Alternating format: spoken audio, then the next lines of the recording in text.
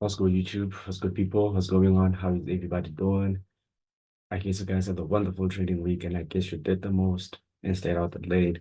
Well, this is your boy Harlem, and I'm back with another video. Today's video gonna be a technical analysis or technical breakdown video where I answer too many people questions concerning Tesla. Many people keep asking me, how do you trade Tesla? How do you analyze Tesla? How do you look for possible direction? And how do you anticipate possible direction on Tesla?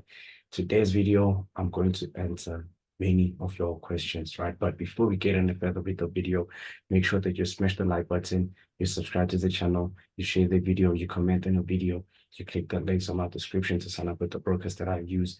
And you find most importantly, you check out the Dana Live Ross that I recently dropped. They're cool, they're far, they're educational, and far most importantly, worth it. Right. So Tesla is a stock. You guys know it. How I look for possible directions on Tesla doesn't differ from the NAS, doesn't differ from gold, doesn't differ from USD CAD or Bitcoin, right? But it differs only by where do I place my targets and my stops. I don't change how I put my stop, but my targets differ. It might be a 1-1, a 1-2, a 1-3, or even a 1-50 or 1-40, just depending on where my target is, right? You don't have to just go in and go out when you're trading stocks unless it's based on your trading plans and your daily targets, right? So I will be showing you guys how I trade Tesla and how I look for possible directions on Tesla, right? But you guys need to remember one thing, that this is a technical video. Anything I say you do is entirely based on my own experience and my own opinion. It can happen, it might not happen, but all I ask you guys is to follow your plans, follow your rules, and to far most importantly, remain consistent and far most importantly, disciplined as far as you can be as a trader. All right, so I mapped out a few zones that I still remember me having to analyze and taking trades based on the zones. I think it's 3 or 4 zones that I did, right? So one of the first zones, it was this one. You guys know that, okay, this is a major zone, right? This is our major support zone, right? When you can clearly see that I marked up my resistance and I have my support down here, right? So when you look at Tesla, or when we analyze Tesla, you I still remember that, okay, this was mainly based on what? On price. Um price once did what? Price once reacted on my support somewhere right here. Yeah, somewhere right here. Price once did what? Price reacted on my support and did what? And pushed to the upside. So once price pulled back to my support again, I had two anticipations. I still remember this day very well. I told myself two things, that okay, I can clearly see that this is where price closed on the 18th of May 2021. This is where price closed, right? And I anticipated that obviously I'll be looking for two things when we wake up, because I have this highs and I have obviously my support. I saw myself that where price closed, if our pre-market trades above this very same highs, then I would anticipate a move to the upside. But if price comes back to my support and gives me signs of a fall to break below my support, then I guess I'd have to anticipate what? That possible move to the upside.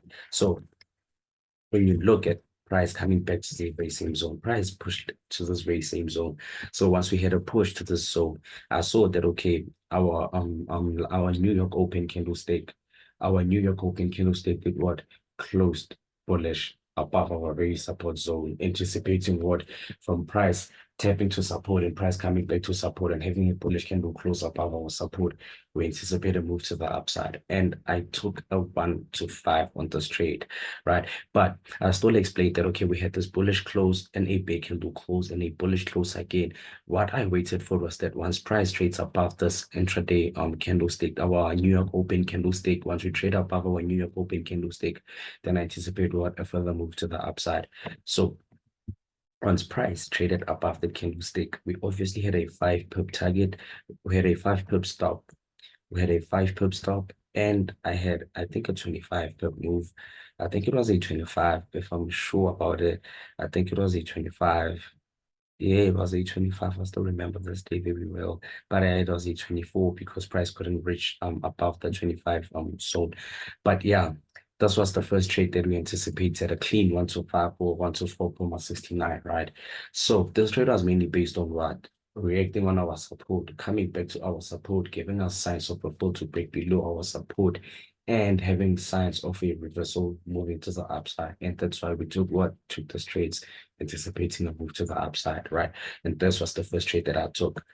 So when we zoom in the charts and we look for the second zone where we took our trade, it was right here on our major resistance. So this trade, before I analyzed that trade, I saw that, okay, price has created our all-time high resistance, right? We're on our all-time high resistance, and price did what? Reacted again in our all-time high resistance. So when we came back for the third time, I anticipated that, you know what, if price is coming back for the third time on our all-time high resistance, there will be two things that might be happening right here. One, price might be looking to do what? To violate this zone, because we came back the first time and we dropped, came back the second time and we dropped. Coming back the third time, there'll be two things that we're looking for. One, will price violate our resistance, looking for those new possible highs? Or will price fail to break above this resistance and giving us a third touch, being our triple top, and anticipate the reversal to the upside? That was my second take, right? So when I now saw that, okay, this candlestick, this bullish candlestick, this is where our market closed on Monday, on June 3rd, 2023, 2022, on Monday, right? So when price came back, okay, so once we had this close, there's two things that we're obviously looking for. Violation to the upside, looking for highs. Was it fail to break? Anticipate that reversal of a triple top and a strong move and a strong reaction or resistance, and look for that move to the downside, right? So when I saw that, okay, I had this indecision candlestick that opened on our New York Open, which was 1630, right?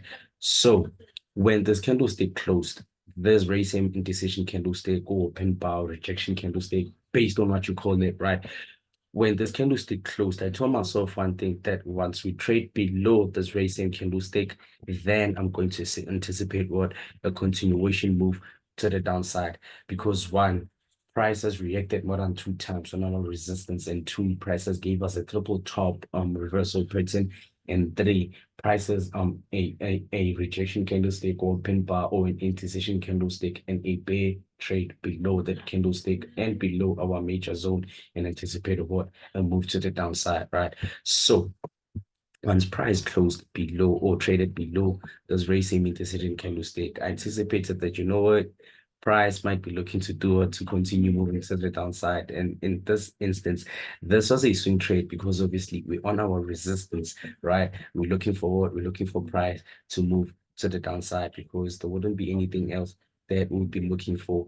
But either way, I want to make you guys understand that my targets are my targets. What's important is how I analyze, how I anticipate, and how I break down my trades before I execute my trades, right? So this was the second one that I took. Now let's hop on to the third one before we end the video, right? So the third one was very, very, very exciting and very tricky, because right here I had two takes. I had two takes on this one because price was still trading below our resistance, our support. Price was still trading below our support. I told myself one thing, that if we can get a break above, then I'll wait for the break retest above and anticipate that reversal to the upside, right? So let's look at how I could have took this trade, right? So once price closed right here, you can clearly see that, okay, we had this price closed here to end our day, right?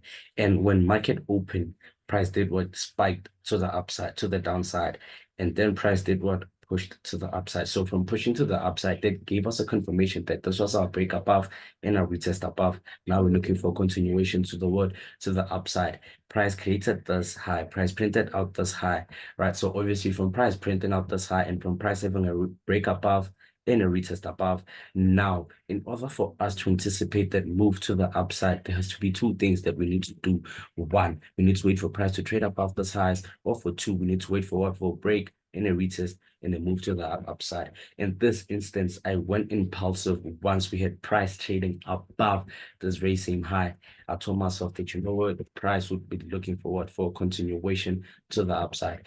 And in this trade, I also went for a swing trade, and we had, I think, a 1 to 10 or 1 to 11 those trades, I remember them very well. If you want to check out those trade breakdowns, you can hop on to my trade breakdown playlist and look at anything that I've shared. Trading Tesla, trading Netflix, and trading Apple. Go check them out, right? So this trade, I think I went for 1 to 11, right? Because I also had to swing this trade. I also had to swing this trade. I also had to swing this trade. There was nothing else that I was looking for but to comfortably swing this trade. So, guys, this is the third trade that I took. This trade, let me break it down for you before we end the video. Price was still trading below our resistance. There were two things that I told myself is we stay below, then not look for a move to the downside. But if we break above, then not wait for a retest above for a move to the upside, right? So price did what? Created a high and price created a low. And price did what? Gave us a bullish engulfing candlestick above our zone. And price impulsively violated those very same highs, anticipating what? A further move to the upside. And that was it. You guys get that. So this is how I look to trade Tesla. This is how I wake up in Tesla and trade Tesla. And this is how you have to trade Tesla. You need to wait. You need to mark out your zones. You need to mark out your key levels, and you need to mark out your important price levels that price has reacted on or has to react on, or that price was trading on. But I just I just trade this one, focusing on what? On zones and focusing on candlesticks and focusing on mainly on sometimes on fundamentals, right? So before I end the video, but before every end of the video, you guys know it. Everything I say is based on my own experience and my own opinion. It can happen, it cannot happen. All you have to do is to follow your plans, follow your rules, remain disciplined, remain consistent, remain patient, and to most of all, never ditch your trading plan or your trading system. But without further ado, this is your boy Harlem. Like the video, subscribe to the video, share the video, comment on the video, click the links in my description to sign up with the brokers that I use. Or if you want to talk Forex, do anything Forex, I'm out for a vibe, I'm out for anything. You can just hit my line or just DM me on Instagram. I left everything on the description box. I just want to see you guys win, see you guys healthy, see you guys wealthy, see you guys profitable, and most importantly, being the best traders out there. That's your boy Hala. That's all I got in this video.